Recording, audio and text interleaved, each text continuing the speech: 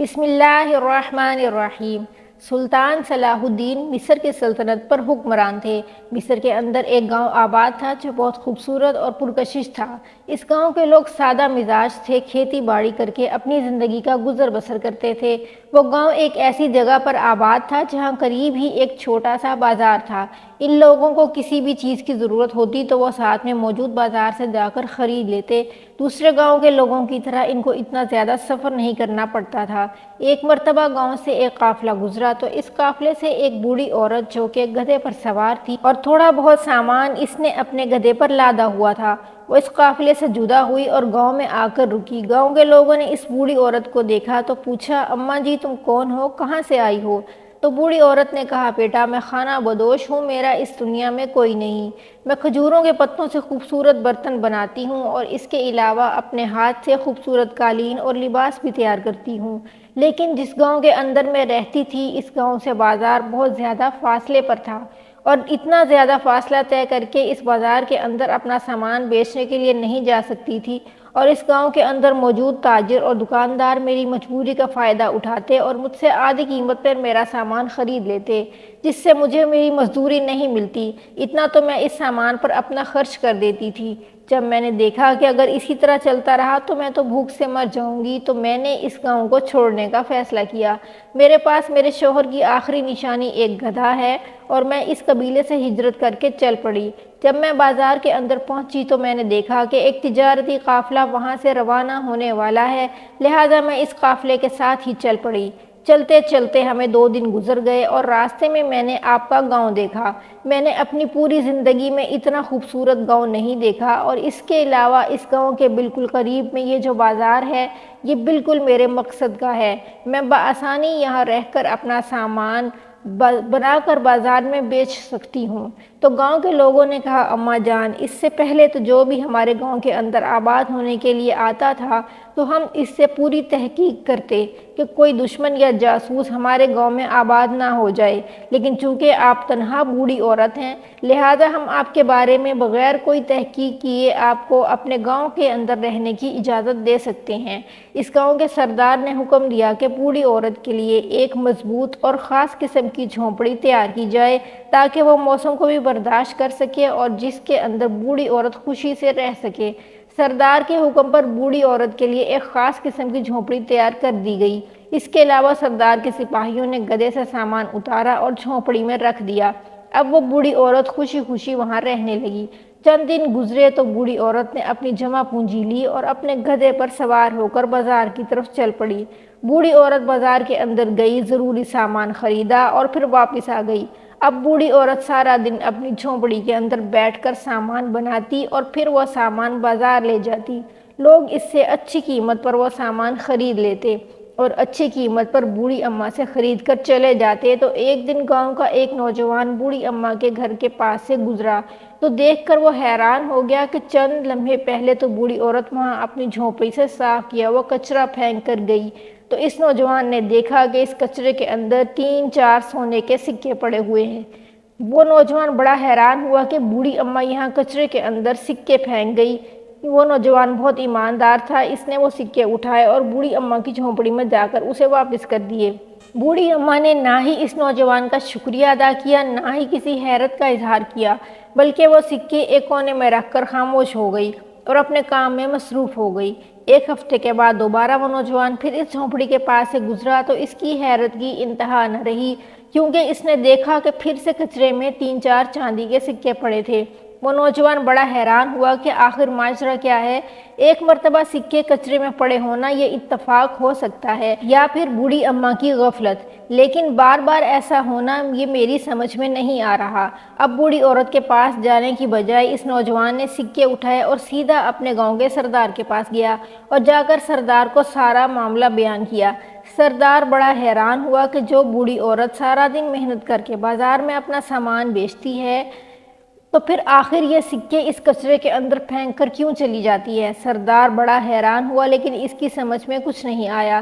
پھر اس نے سوچا کہ ہو سکتا ہے کہ یہ نوجوان جھوٹ بول رہا ہو۔ اب سردار نے اگلے دن چھپ کر دیکھا، جیسے ہی بوڑھی عورت کچرا پھینک کر گئی وہ سردار وہاں پہنچا تو یہ دیکھ کر اس کی حیرت کی انتہا نہ رہی کہ کچرے کے اندر اس نوجوان کے کہنے کے مطابق سکے پڑے ہوئے تھے۔ نوجوان نے کہا، سردار صاحب اب تو آپ بھی اس بات پر یقین کرتے ہیں۔ سردار نے سکے اٹھائے۔ سردار بڑا سمجھدار تھا، وہ جان گیا کہ ضرور اس بوڑھی عورت کے اندر کوئی راز چھپا ہوا ہے۔ وہ بوڑھی عورت کے پاس جانے کی بجائے سیدھا اپنے شہر کے قاضی کے پاس گیا اور قاضی صاحب کو سارا معاملہ بتایا۔ یہ سن کر قاضی صاحب نے کہا، اے سردار صاحب، یہ اتنا بڑا معاملہ نہیں کہ آپ اس کو لے کر میرے پاس آ گئے۔ اگر ایک بوڑھی عورت اپنے کچرے کے اندر سونے کے سکے پھینک کر جاتی ہے تو اس میں حیرت کی کیا بات ہے؟ تو سردار نے کہا، قاضی صاحب بے شک آپ کو یہ معاملہ چھوٹا لگ رہا ہے، لیکن یہ معاملہ بہت بڑا اور اس کے پیچھے کوئی بہت بڑا راز ہے، اور جب یہ راز کھلے گا تو اس وقت آپ بھی اس بات کی گواہی دیں گے کہ سردار صحیح کہہ رہا تھا۔ قاضی نے کہا، سردار صاحب اگر آپ کہتے ہیں تو اس معاملے کی تحقیق کرواتا ہوں، میں پتہ لگاتا ہوں کہ آخر یہ بوڑھی عورت کون ہے، کہاں سے آئی ہے، اور اس کے علاوہ میں آپ کے ساتھ چل کر اس بوڑھی عورت سے جا کر پوچھتا ہوں کہ آخر وہ بار بار ایسا کیوں کر رہی ہے۔ تو یہ سن کر سردار نے کہا، قاضی صاحب آپ اس بوڑھی عورت کے پاس نہ جائیں۔ اگر اس بوڑھی عورت کو اس کے پیچھے کوئی بہت بڑا مقصد ہوا تو وہ ضرور ہوشیار ہو جائے گی، لہٰذا ہم اس بوڑھی عورت کو پتہ لگے بغیر ہی اس کے بارے میں معلوم کرتے ہیں۔ تو سردار نے کہا کہ میرا مشورہ ہے کہ ہم اس مقدمے کو لے کر سلطان صلاح الدین ایوبی کے پاس جاتے ہیں۔ یہ سن کر قاضی نے حیرت کا اظہار کیا اور سردار کو کہا کہ اے سردار، یہ اتنا بڑا معاملہ نہیں کہ ہم اس کو لے کر سلطان کے پاس پہنچ جائیں۔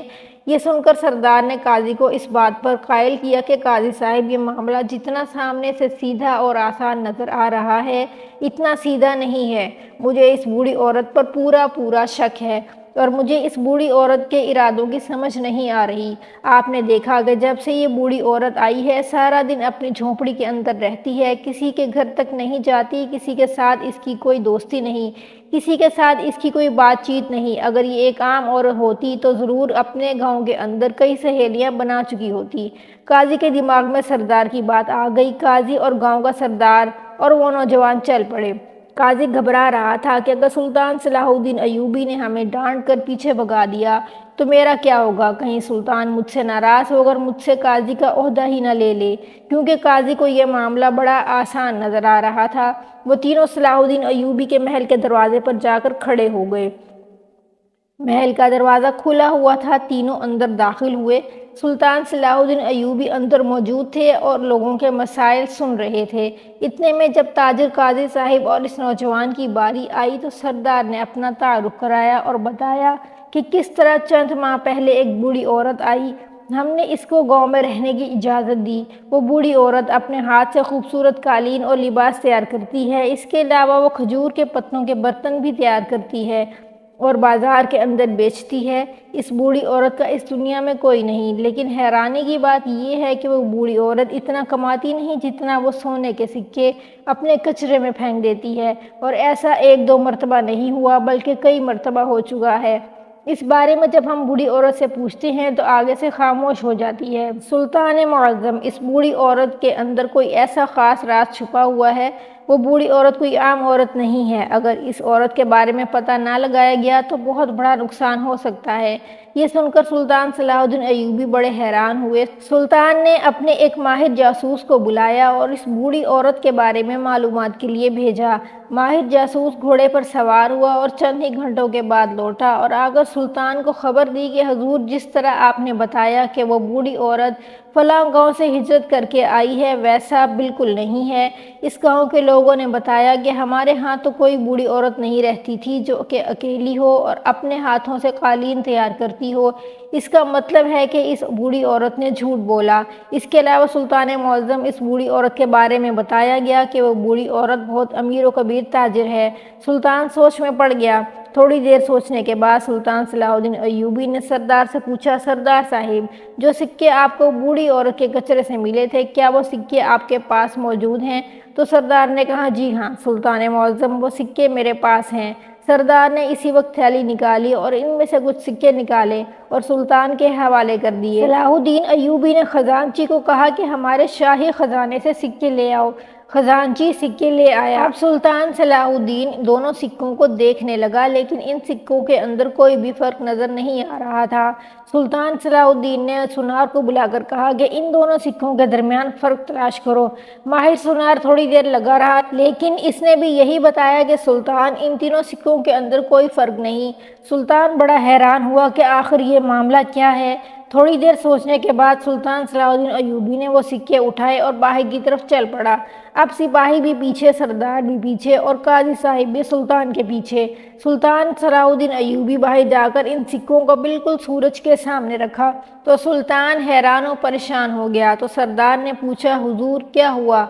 सुल्तान सलाहुद्दीन अयूबी ने कहा, काजी साहिब, सरदार साहिब, क्या आप जानते हैं कि ये सिक्का कोई मामूली सिक्का नहीं है और इसके पीछे क्या राज था, ये मुझे पता चल गया। सुल्तान सलाहुद्दीन ने कहा कि इन दोनों सिक्कों में बज़ाहिर तो कोई फ़र्क नहीं, लेकिन इन सिक्कों को धूप के बिल्कुल सामने रखने से इस सिक्के के दरमियान एक सलीब का छोटा सा निशान बना हुआ नज़र आ रहा है। इसका मतलब है कि ये रिनाल्ड बादशाह के ख़जाने के सिक्के हैं, और इसका मतलब ये है कि वो बूढ़ी औरत कोई आम औरत नहीं बल्कि रिनाल्ड बादशाह की जासूस है। सलाहुद्दीन अयूबी ने कहा कि हमें अभी और इसी वक्त इस औरत को गिरफ्तार करना होगा, इससे पहले कि इसे पता चले कि ये मामला सुल्तान सलाहुद्दीन तक पहुंच गया है, वरना वो गायब हो जाएगी। सुल्तान सलाहुद्दीन घोड़े पर सवार हुए और जब इस बूढ़ी औरत की झोंपड़ी पर पहुंचे तो ये देखकर सुल्तान के पैरों तले से ज़मीन निकल गई कि इस बूढ़ी औरत की झोंपड़ी खाली थी। सरदार ने गांव के लोगों से पूछा तो उन्होंने बताया कि सुल्तान मुअज़्ज़म, वो बूढ़ी औरत अभी बाजार की तरफ गई है। सुल्तान सलाहुद्दीन अयूबी और दीगर सिपाही, सरदार और काजी साहिब बाजार के अंदर पहुंचे। पूरे बाजार को छान मारा, लेकिन वो बूढ़ी औरत कहीं नजर न आई। सुल्तान के सिपाही इसको हर तरफ तलाश करने लगे, लेकिन यही औरत कहीं नजर न आई। थोड़ी देर गुजरी कि एक सिपाही ने आकर बताया कि हुजूर, वो औरत फलां ताजिर की दुकान में कालीनों के अंदर छुपी हुई है और बाजार के अंदर मौजूद है। ये मंजर एक और ताजिर ने देखा और इसने मुझे खुफिया तरीके से इत्तला दी। सुल्तान सलाहुद्दीन अयूबी ने हुक्म दिया कि अभी और इसी वक्त जाकर इस बूढ़ी औरत के साथ साथ इस ताजिर को भी गिरफ्तार करो। सुल्तान सलाहुद्दीन अयूबी के सिपाही बर्क रफ्तारी से उस ताजिर की दुकान के अंदर गए और इस ताजिर को भी पकड़ लिया और कालीनों के अंदर से उस बूढ़ी औरत को भी निकाल लाए। सुल्तान सलाहुद्दीन ने इस अंग्रेज़ औरत से कहा कि तेरा पर्दाफाश हो चुका, लेकिन मैं तुम्हारी ज़ुबान से सुनना चाहता हूँ कि आखिर तेरा मकसद क्या है। अब तुम हमारे हाथों से भागकर जा नहीं सकती। तो ये सुनकर इस बूढ़ी औरत ने कहा कि ए सुल्तान, अगर तुम मुझे मार भी दो तो इस तरह के कई बहादुर औरतें और कई बहादुर सिपाही आएंगे और तुझे सफाई हस्ती से मिटा देंगे। सुल्तान सलाहुद्दीन ने कहा कि जब तक सुल्तान सलाहुद्दीन अयूबी जिंदा है, इस सरजमीन पर किसी भी ईसाई को पाँव रखने की ताकत नहीं होगी। इसके बाद सुल्तान सलाहुद्दीन अयूबी ने हुक्म दिया कि इस औरत को खोलते हुए पानी में डाल दो ताकि इसकी हड्डियां पिघल जाएं। जैसे ही सिपाही हुक्म की तामीर के लिए बढ़े तो बूढ़ी औरत ने कहा, मैं सब कुछ बताने के लिए तैयार हूँ। सुल्तान सलाहुद्दीन अयूबी ने पूछा कि बताओ, अब आखिर तुम्हारा मकसद क्या था? तो इसने कहा, सुल्तान मुअज़्ज़म, मैं रिनाल्ड की जासूस हूँ और रिनाल्ड बादशाह ने मुझे 1 लाख सोने के सिक्के दिए और कहा जाकर सुल्तान सलाहुद्दीन अयूबी की सल्तनत के अंदर ये सिक्के आहिस्ता आहिस्ता फैला दो। और ये सिक्के रिनाल्ड बादशाह के ख़जाने के सिक्के हैं जिनके ऊपर सलीब का निशान बना हुआ है। रिनाल्ड बादशाह चाहता है कि जब यहाँ के बाशिंदों की नज़र में इन सिक्कों की कीमत बढ़ जाएगी तो फिर अयूबी सल्तनत के सिक्के जिनके ऊपर सुल्तान सलाहुद्दीन की तस्वीर बनी हुई है, इनकी कोई कीमत बाकी नहीं रहेगी और इस तरह सुल्तान सलाहुद्दीन की मईशत तबाह और सल्तनत लड़खड़ा जाएगी। सुल्तान के ख़जाने में पड़े हुए तमाम सिक्के बेकार हो जाएंगे और इस मकसद के लिए बादशाह ने सिर्फ मुझे ही नहीं बल्कि कई ऐसी जासूस औरतें भेजी हैं जो पूरी सल्तनत के अंदर फैली हुई हैं और वो ये काम चंद ही माह के अंदर कर देंगी और फिर सुल्तान, तेरी मईशत डूब जाएगी। तेरे पास भीख मांगने के अलावा और कोई रास्ता नहीं होगा। सुल्तान सलाहुद्दीन ने कहा, इस औरत को जिंदा के अंदर बंद कर दो और इस सल्तनत के अंदर जितनी भी जासूस औरतें हैं, इन तमाम को पकड़ने के बाद मैं बादशाह रिनाल्ड को ऐसा तोहफा दूंगा कि इसकी नस्लें याद रखेंगी। इसके बाद सुल्तान अयूबी ने वो तमाम सलीब के निशान वाले सिक्के इकट्ठा करके पिघलवा दिए और वो तमाम जासूस औरतें भी पकड़ लीं और फिर रिनाल्ड बादशाह को इन तमाम जासूस औरतों का सर कलम करके भेजकर ऐसा तोहफा दिया कि रिनाल्ड बादशाह दोबारा ऐसी जुर्रत न कर सका। और इस तरह इस नौजवान की अक्लमंदी, सरदार की बहादुरी और काजी साहिब की मदद की वजह से سلطان صلاح الدین ایوبی نے اتنے بڑے راز سے پردہ اٹھا دیا۔